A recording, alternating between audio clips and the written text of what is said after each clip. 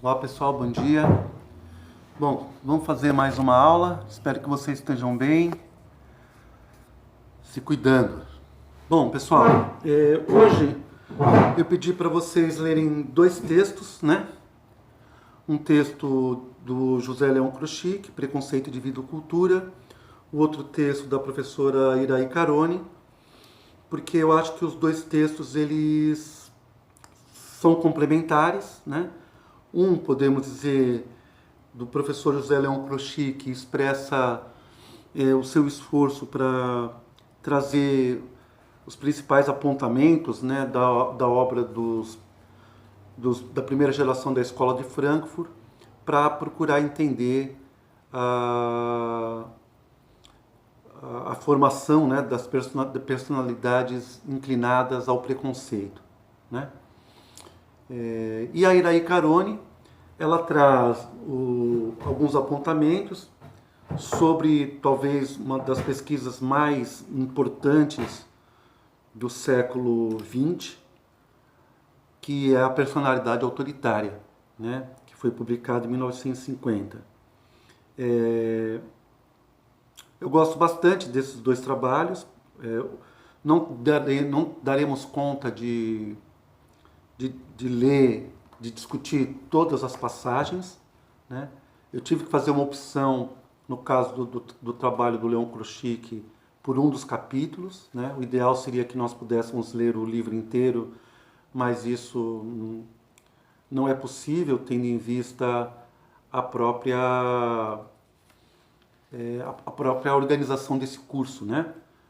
Porque, como eu havia dito no encontro passado, para entender a, o racismo, né, é fundamental que nós possamos entender as suas múltiplas dimensões. Nós já percorremos alguns estudos de contribuições de outras áreas do conhecimento, sem ser no âmbito da educação e da psicanálise, né? Já vimos um pouco da história da constituição da sociedade brasileira, marcada pelo lugar secundário ou inferior ou marginal, né, que foi constituído para as populações negras do nosso país. Nós vimos a força das teorias raciais no momento em que estava em debate a necessidade da abolição da escravatura, né? Nós vimos os intelectuais, ainda que de diferentes pontos de vista, bastante influenciados por essas teorias racialistas, né? Que ainda marcam boa parte do imaginário contemporâneo ainda no nosso país, né? Vimos também algumas contribuições do âmbito da antropologia pelo Kabengele Munanga, vimos algumas consequências sociais da constituição de um país racializado, né, no que diz respeito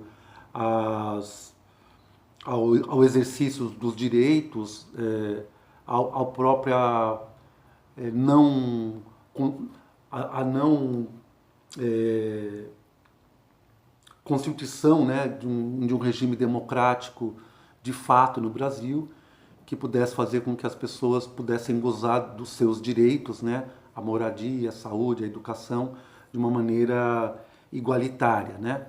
Nós mostramos isso, né, o quanto que num país racista como o nosso, né, esses direitos eles são,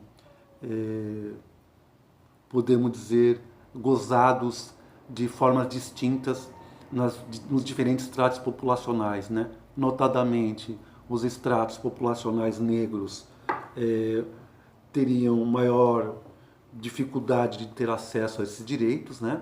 À saúde, ao lazer, à educação, à moradia, ao trabalho digno, né? Se comparados com os estratos brancos, e a gente percebe que vivemos ainda uma verdadeira herança, né, presentificada de um país constituído desde o seu início sobre a exploração, enfim, da mão de obra dos trabalhadores, e no Brasil, né, se confunde muito exatamente com a herança social do lugar ocupado pelas populações negras nessa sociedade hierárquica.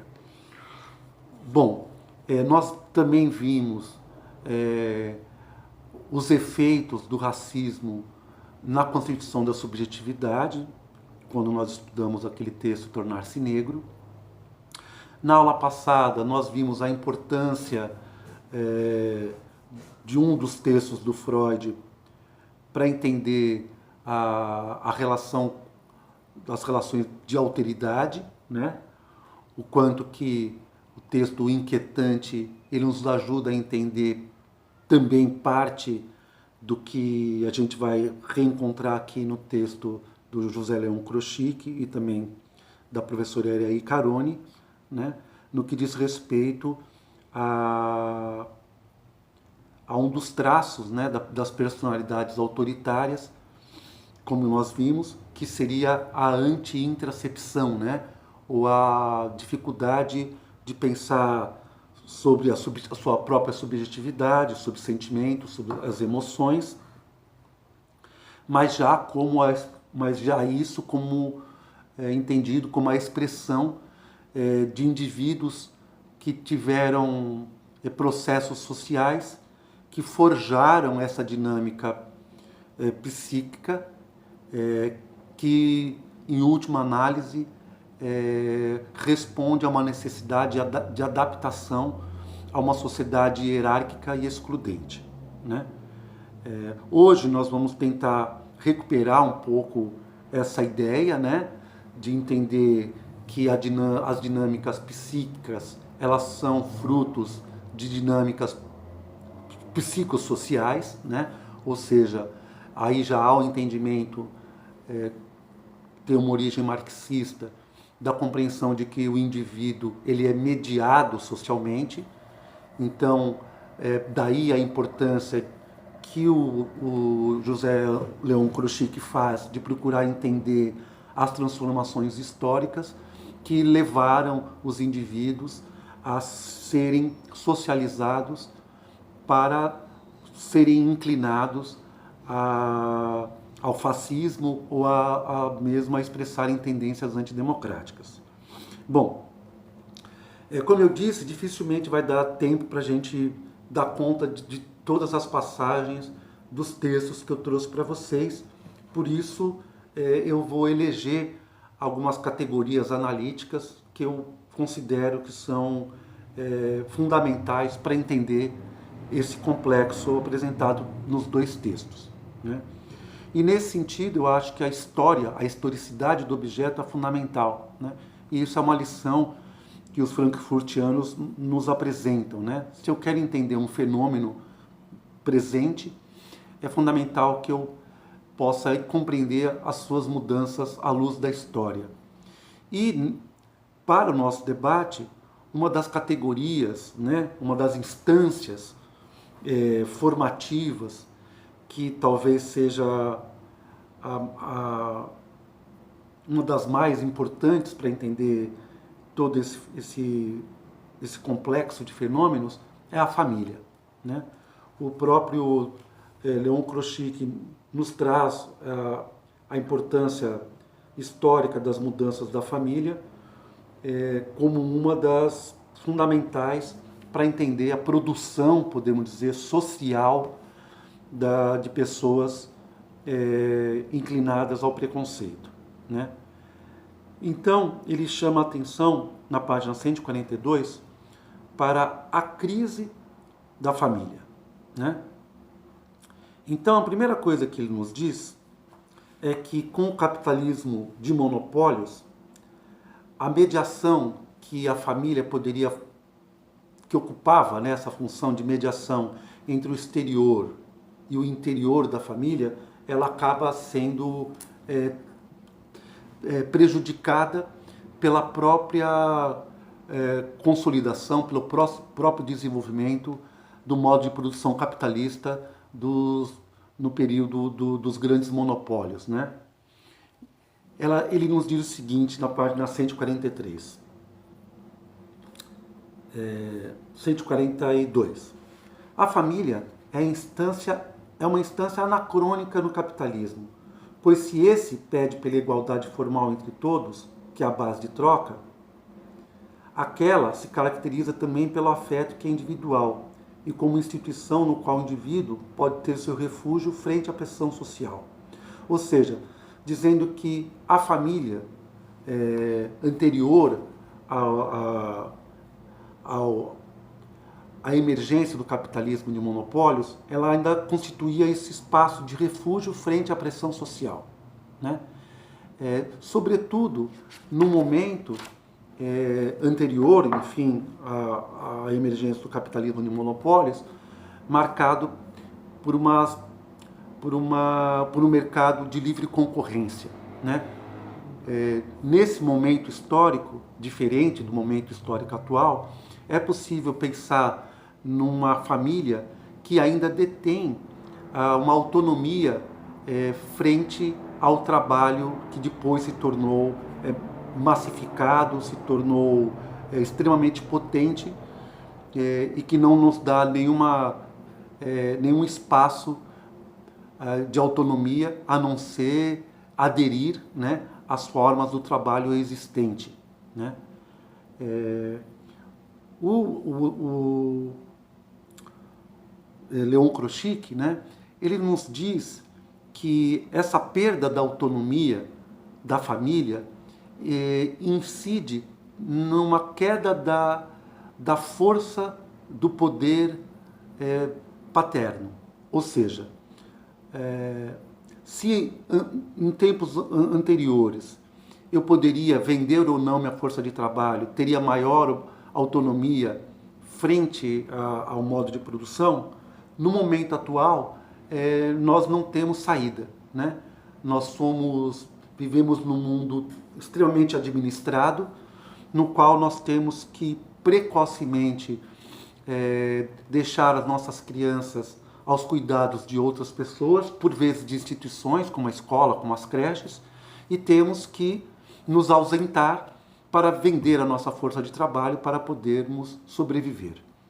Segundo os frankfurtianos, essa queda da família ela se dá mediante o próprio desenvolvimento do modo de produção capitalista, no caso dos monopólios, né? E as crianças, então, em certa medida, aliás, em grande medida, já não têm mais o tempo e a proximidade necessária com as suas primeiras figuras de autoridade para a constituição, podemos dizer, adequada das instâncias psíquicas. Como nós vimos, né, no encontro passado, e estamos discutindo já há algum tempo, a família ela é a mediadora da sociedade, né? Os pais, eles são os que eles portam em si, né? Eles expressam na sua relação com as crianças a sociedade na qual nós vivemos.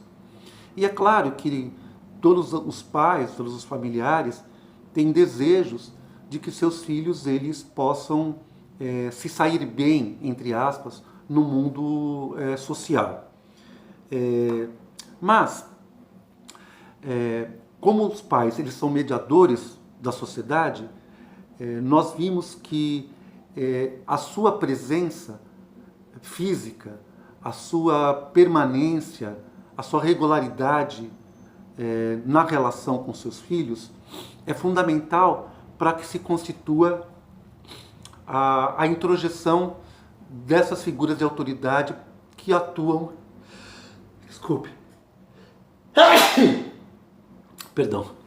que atuam na própria constituição do eu, né? Nós já vimos que para que o eu se constitua, é fundamental que ele introjete os valores e as pressões das primeiras figuras de autoridade que constituiria os mecanismos identificatórios, né? Então, para eu poder me constituir, eu tenho que me identificar com esse outro e os primeiros processos identificatórios se dão com as figuras paternais ou aqueles que ocupam a função paterna. Então, para que ocorra introjeção, essa identificação com os pais,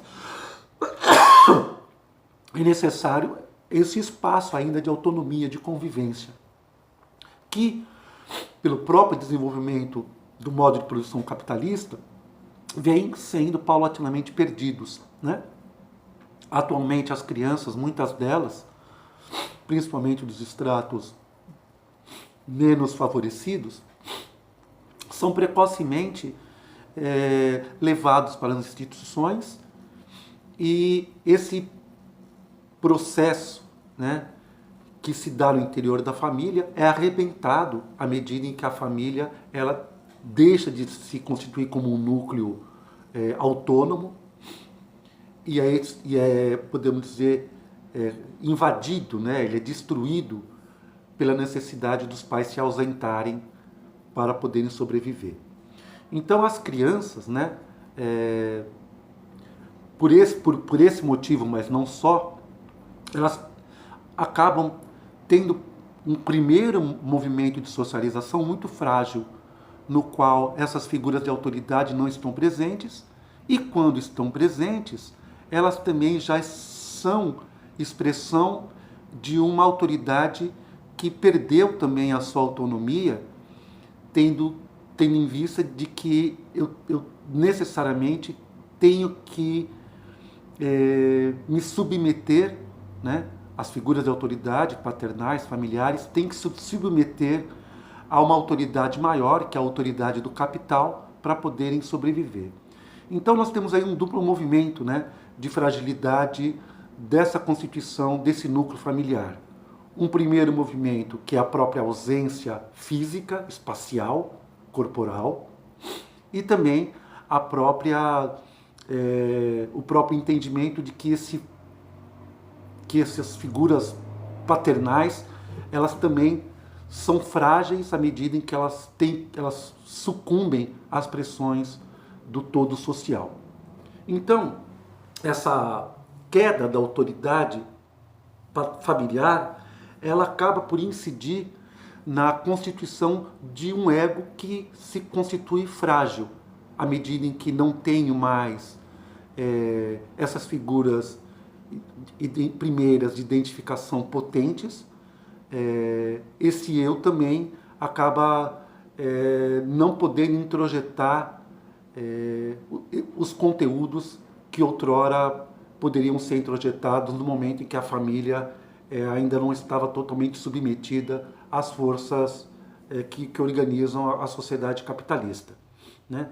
E essa fragilidade do eu, então, por conta dessa fragilidade da família, por conta da fragilidade das autoridades paternais, acabam por constituir uma série de mecanismos defensivos com relação às ameaças reais ou ameaças fantasmáticas, ameaças imaginárias, né?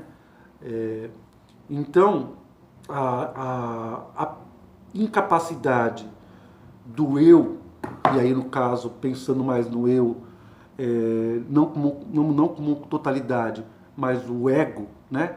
A fragilidade do ego de poder julgar as pressões externas e as pressões internas pode vir a suscitar uma série de mecanismos defensivos, sendo que um deles é o preconceito, né? Como nós vimos aqui no texto do Leon, nós vivemos uma sociedade que imprime em nós a necessidade de nos adaptarmos para não sucumbirmos, né? Então toda a nossa formação, ela é uma formação para adaptação, né? E essa formação para adaptação, ela é fortalecida à medida em que a própria cultura ela é constituída para forjar indivíduos cada vez mais frágeis, cada vez menos aptos a se constituírem autônomos, cada vez menos aptos a julgarem, a decifrarem os processos de dominação da sociedade e, em contrapartida, cada vez menos preparados para poder se auto-refletir, né? Poder se auto-espiar, para poder compreender quais são as consequências para a vida subjetiva dessas próprias pressões sociais, né? Bom, tendo então em vista que que essa nossa sociedade ela nos imprime para adaptação irrefletida ao todo social, ela também tende a promover as formas de pensar estereotipadas, né?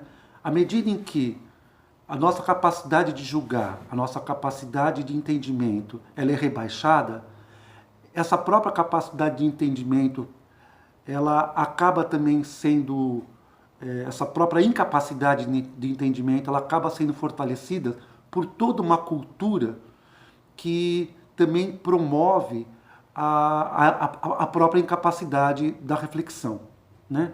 Então, quando nós vivemos numa sociedade excludente, quando nós vivemos numa sociedade que ameaça o tempo inteiro todas as pessoas, nós temos uma sociedade que forma pessoas que competem umas com as outras para ocupar os melhores lugares nessa sociedade hierárquica. Então, nesse sentido, nós somos socializados desde pequenos, na família e depois nas outras instâncias societárias, a nos identificarmos com aqueles que detêm o poder, né? Os frankfurtianos nos dizem que opera na vida societária um espírito objetivo sadomasoquista, né? O masoquismo, porque eu sou levado pelos processos societários a me identificar com quem tem o poder e me submeter a quem tem o poder, e o sadismo, eu sou socializado a desprezar, a humilhar aqueles que não detêm o poder dentro de uma sociedade hierárquica, né? Então, nesse sentido, nós somos socializados, em maior ou menor grau, a nos defendermos das ameaças expressadas por aqueles que portam signos de má adaptação à sociedade. Então, os alvos de perseguição política, os alvos dos sujeitos preconceituosos, eles expressariam indivíduos que não tiveram sucesso num processo de adaptação social ao qual todos nós somos pressionados. À medida, então, em que eu me deparo no face a face com essas pessoas que detêm traços de fragilidade socialmente constituídas, elas nos relembram a todo momento, mas ainda de uma maneira inconsciente, que nós também somos frágeis diante desse aparato social, que por qualquer evento eu posso sucumbir e me tornar também uma pária da sociedade, posso simplesmente ser relegado à miséria de um momento para o outro. Então, o preconceito ele se constitui como um mecanismo defensivo com relação a uma sociedade que institui lugares de poder diferenciados para as pessoas, né?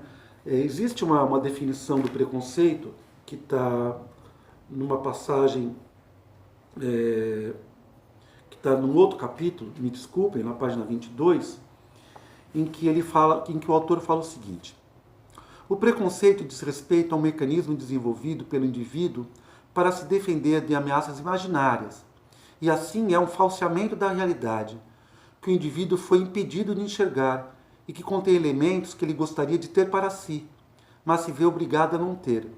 Quanto maior o desejo de poder se identificar com a pessoa vítima do preconceito, mais esse tem de ser fortalecido. Dessa forma, o preconceito contra um homossexual pode guardar o desejo negado da homossexualidade, e quanto mais esse desejo se aproxima da consciência, mais aversão e o ódio ao homossexual aumentam.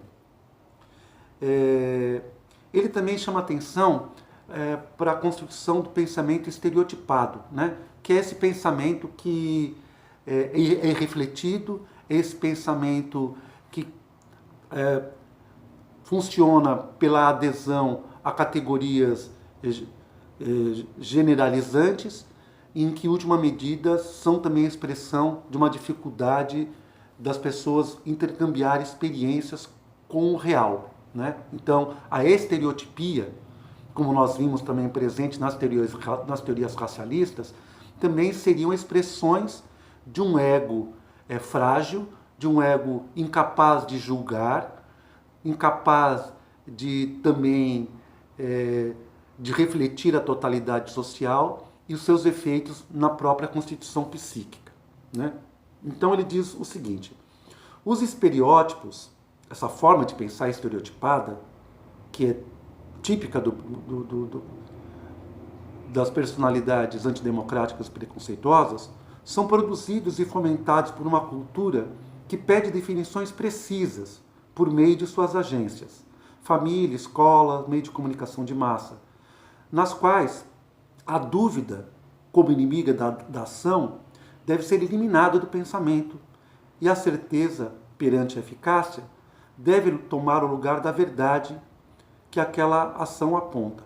O controle, quer da natureza, quer dos homens, para melhor administrá-los. Bom, nós vemos aqui, né, nessa passagem, também um outro elemento importante, que ele é historicamente determinado, né?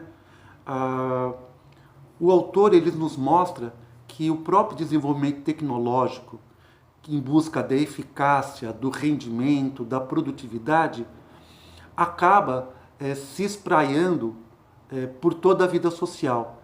Se ela tem como a sua marca fundamental a melhoria da produtividade, ela se espraia, ela vai para além do modo de produção e acaba invadindo outras esferas da vida humana, sobretudo as formas de pensar, né?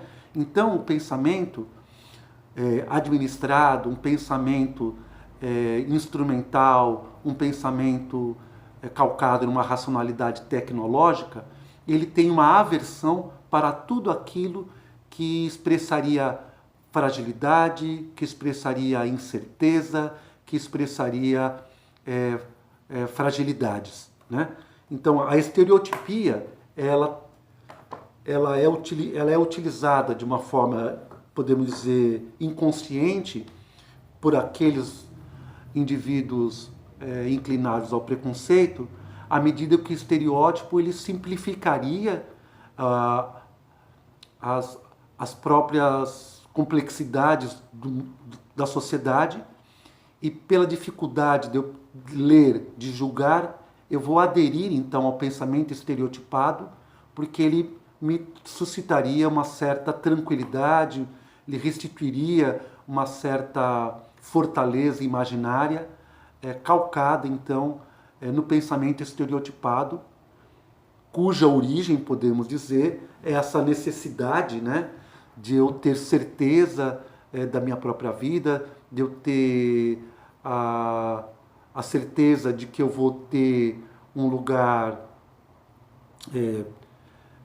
um bom lugar dentro de uma sociedade hierárquica administrada. De todo modo, né, o que é importante nós guardarmos dessa história, né? As formas como nós pensamos, sentimos e nos relacionamos, ela é mediada por uma sociedade que exige de nós a produção, que exige de nós a certeza, que exige de nós o afastamento de qualquer situação que nos coloque numa situação de fragilidade ou dúvida, né? Então, a nossa psique, a nossa dinâmica, ela é constituída, então, por esses processos sociais dentro dessas instituições que sofreram grandes alterações históricas.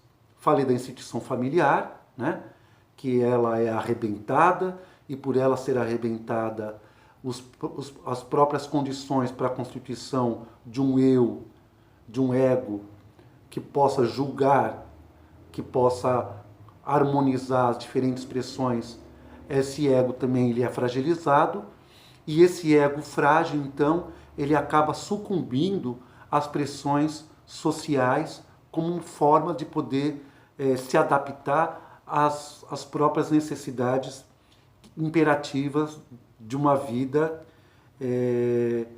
que nos molda exatamente para nos adaptarmos a essas pressões sociais. Então, podemos dizer que as pressões para a adaptação social, ela está na base da constituição das personalidades inclinadas para o preconceito, né? Bom, outras instâncias também concorrem para a manutenção desse estado de fragilidade e também de insegurança frente ao todo social. A primeira, então, seria a primeira instância socializadora, a família. A segunda instância socializadora, a escola, né? E aí os grupos de amigos e também os próprios objetos da indústria cultural acabam favorecendo a permanência dos sujeitos no estado de minoridade, né? No caso da escola, os professores também acabam sendo a expressão de autoridades frágeis, à medida em que na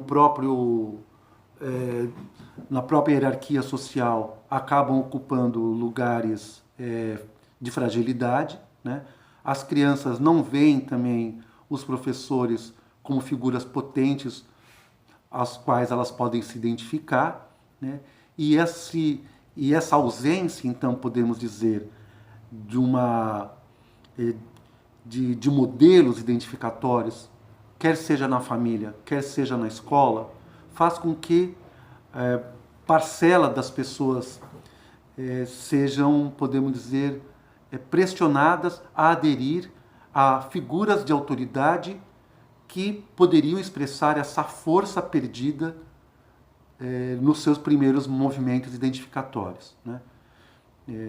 Os frankfurtianos colocam aí uma das explicações, por exemplo, para a adesão aos movimentos totalitários, ou seja, eu tenho um ego frágil, eu tenho figuras identitárias frágeis que não conseguiram fazer com que eu constituísse um eu que pudesse, inclusive, se contrapor a essas figuras de autoridade. Então, esse eu frágil, na busca de autoridades fortes, acaba sendo facilmente cooptado por figuras carismáticas que seriam investidas de uma autoridade a qual eu não tenho, e por isso mesmo eu posso me submeter a essas figuras que pretensamente têm o poder, né? Foi o caso, podemos dizer, da ascensão do Hitler, né? Que se colocava como um ideal de ego capaz de ser o receptáculo das projeções daqueles que tiveram um ego frágil. Então, Hitler ele teria esse investimento, né, de se constituir como um ideal de ego, no qual os indivíduos possam se sentir seguros à medida em que podemos dizer que pelo processo de submissão acabam também tendo ilusoriamente alguns benefícios, alguns privilégios, né? E isso a gente pode ver também em menor grau, né, no cotidiano, à medida em que as pessoas elas tendem a se identificar com aqueles que têm o poder, né? No caso de uma sociedade racista, o ethos branco, né, poderia ser lido como essa simbologia do poder de uma sociedade racializada, e que eu, podendo aderir a esse ideal, aos seus valores, às suas formas de viver, à sua ideologia, eu ilusoriamente me beneficiaria de fazer parte desse grupo, podemos dizer, de eleitos, né? Esse grupo que mantém o poder em detrimento de outros grupos socialmente fragilizados. Então, podemos dizer que a injunção da sociedade capitalista, a injunção dos seus valores de adaptação, a injunção dos seus valores de hierarquia, elas se dão em meio aos processos sociais, notadamente nas instituições primeiras, na família, na escola, e depois, posteriormente, esses ideários, né, acabam sendo perpetuados na própria cultura, né, nos seus objetos culturais, na indústria cultural de massa, que reforçariam esses lugares de poder e esses lugares de exclusão, né? Então nós vivemos uma sociedade que nos pede uma adesão à sua própria irracionalidade, né? Os frankfurtianos, eles nos dizem que as expressões de preconceito e de violência social, numa sociedade hierárquica, elas constituem uma espécie de válvula de segurança. Elas são autorizadas, né? Ou seja, a sociedade autoriza em maior ou menor grau a projeção, a falsa projeção, com relação àqueles que são frágeis, socialmente fragilizados pela própria estrutura hierárquica, né?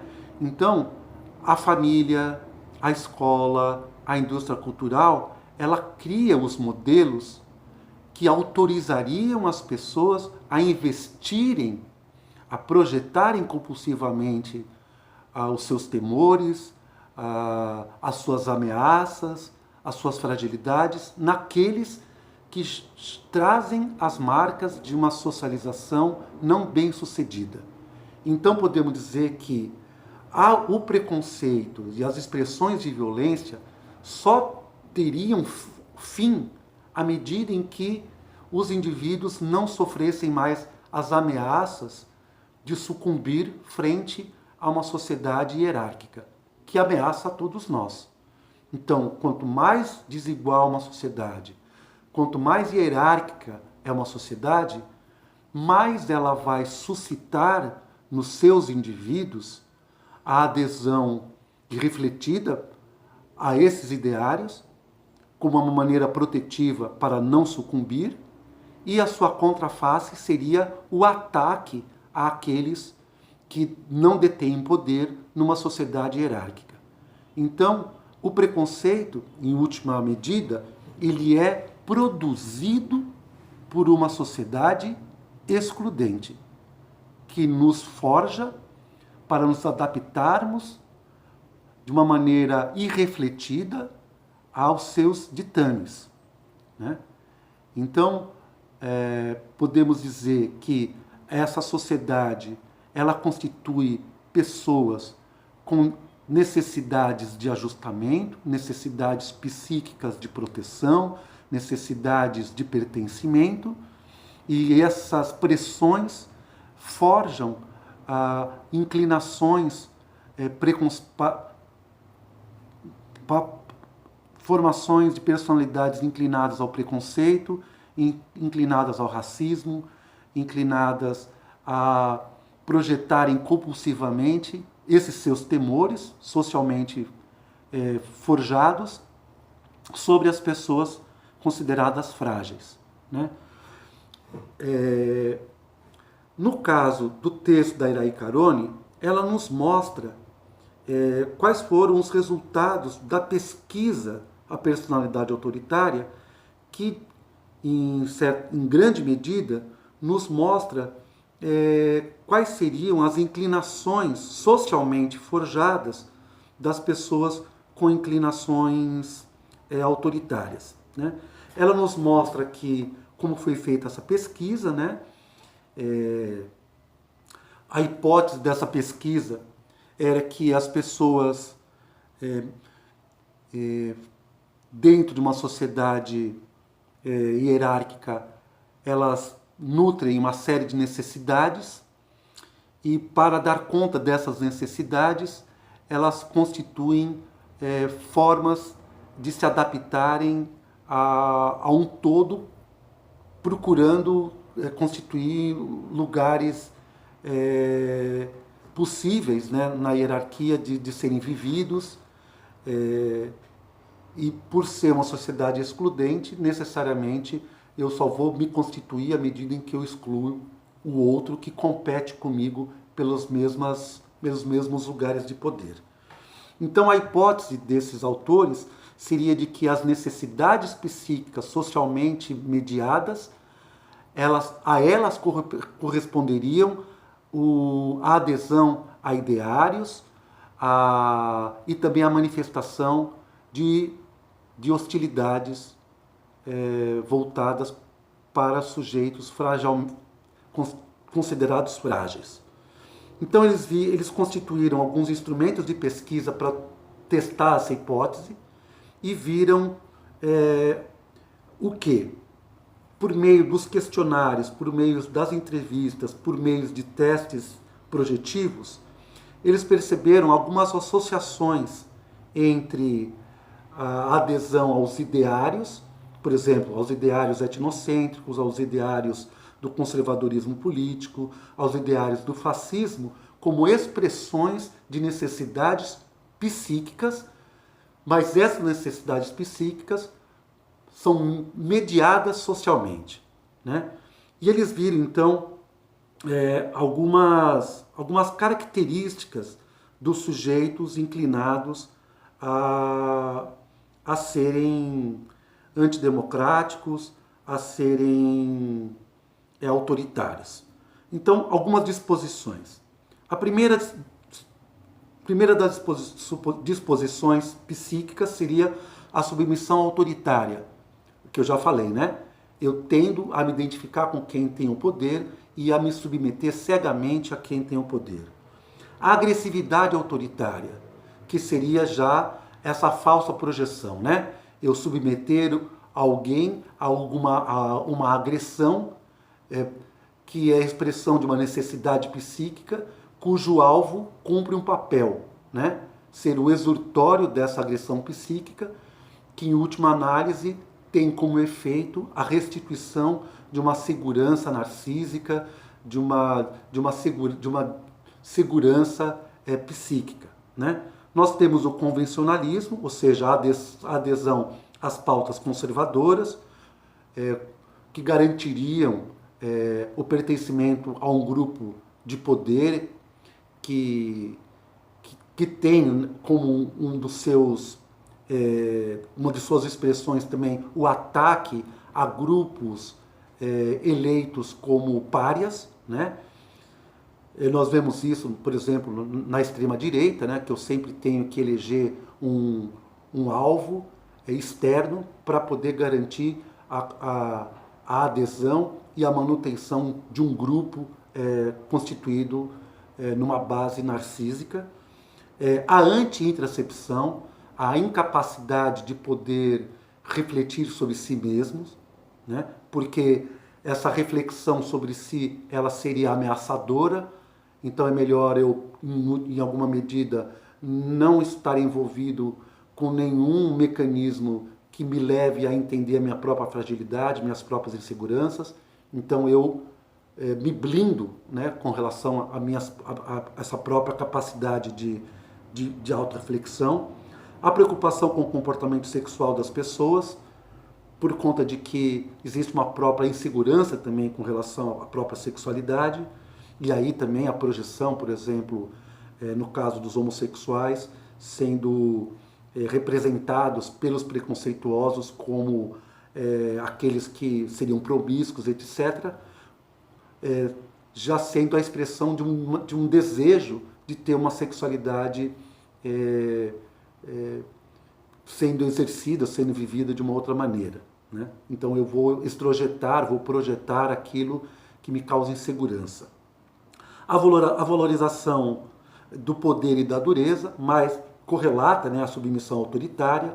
Então eu vou valorizar aqueles que têm o poder, aqueles que detêm a dureza, o mando, porque eles se configurariam como ideais de ego fortes e que suscitariam uma certa paixão, tendo em vista em que eu não tenho um ideal de ego constituído solidamente para que eu pudesse simplesmente não ter a necessidade de aderir a um ego, a um ideal de ego por meio da projeção. A estereotipia, ou seja, a dificuldade de poder entender as contradições sociais, então eu vou aderir a blocos de representações, também como uma forma de me defender daquilo que eu não entendo.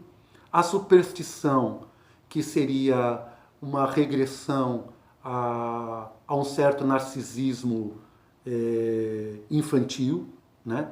Então eu vou projetar na astrologia, vou projetar na magia uma série de necessidades de segurança que eu não tenho, que são ilusórias, então eu vou projetar para fora um poder que falta a mim mesmo, né? Essa necessidade de recuperar o poder. A estereotipia, já falei, a destrutividade e o cinismo, né? Como, podemos dizer, uma compulsão, né?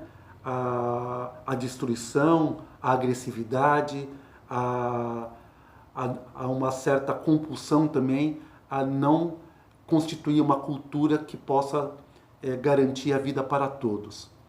Então são algumas características, né, desses tipos de personalidade antidemocráticas que expressam necessidades psíquicas, mas mediadas por uma sociedade que podemos dizer que constitui essas necessidades psíquicas, né?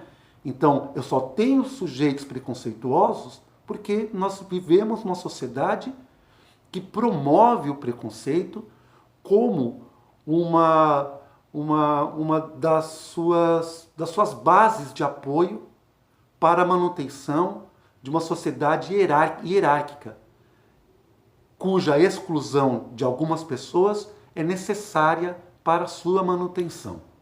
Bem, vamos discutir isso mais adiante na aula que marcamos para hoje, ok? Até já!